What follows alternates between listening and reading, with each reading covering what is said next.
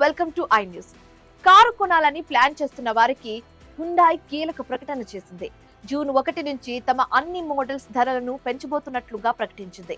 ఇప్పటికే ఈ ఏడాది ఒకసారి ధరలు పెంచిన కంపెనీ ఇప్పుడు మరోసారి రేట్లు పెంచడం ఆటోమొబైల్ మార్కెట్లో చర్చనీయాంశంగా మారింది.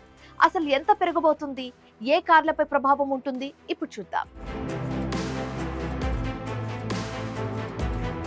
భారత్ లో రెండో అతిపెద్ద కార్ల తయారీ సంస్థ అయిన హ్యుందాయ్ మోటార్ ఇండియా జూన్ 1, 2026 నుంచి తమ వాహనాల ధరలను పెంచుతున్నట్లు అధికారికంగా ప్రకటించింది. మోడల్ వేరియంట్ ను బట్టి గరిష్టంగా 12,800 వరకు ధరలు పెరగనున్నట్లు కంపెనీ వెల్లడించింది. కంపెనీ ప్రకారం ముడి సరుకుల ధరలు పెరగడం, స్టీల్, ఇతర కమోడిటీల ఖర్చులు అధికమవడం, ఉత్పత్తి మరియు నిర్వహణ వ్యయాలు పెరగడం వల్ల ఈ నిర్ణయం తీసుకోవాల్సి వచ్చిందని తెలిపింది.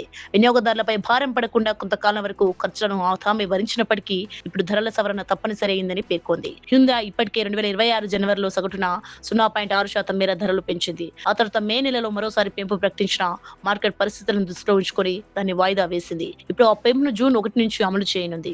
Ground i10 Nios, Exter, revenue, కెట్రా, ఆల్కజార్, వెర్నా టక్సన్, అయోనిక్ 5 వంటి అన్ని మోడళ్లపై ఈ పెంపు ప్రభావం ఉండే అవకాశం ఉంది. అయితే ప్రతి మోడల్ పై ఒకే విధమైన పెంపు ఉండదని, వేరియంట్ ను బట్టి ధరలు మారుతాయని కంపెనీ స్పష్టం చేసింది. కేవలం హ్యుందాయ్ మాత్రమే కాదు, మారుతి సుజుకి, టాటా మోటార్స్, మహీంద్రా వంటి ఇతర కంపెనీలు కూడా ఇటీవల ధరల పెంపును ప్రకటించాయి. అంతర్జాతీయంగా ఇంధన ధరలు, ముడి పదార్థాల వ్యయాలు పెరగడం వల్ల మొత్తం ఆటోమొబైల్ రంగంపైనే ఒత్తిడి పెరుగుతోందని పరిశ్రమ వర్గాలు చెబుతున్నాయి. అంటే మీరు హ్యుందాయ్ కారు కొనాలని అనుకుంటే ప్రస్తుత ధరలకే కొనుగోలు చేసే అవకాశం ఇంకా కొద్ది రోజులే ఉంది.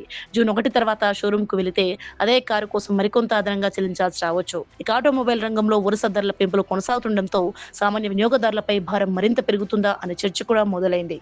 కొత్త కారు కొనాలనుకునే వారు ఇప్పుడు త్వరగా నిర్ణయం తీసుకోవాల్సిన పరిస్థితి ఏర్పడింది.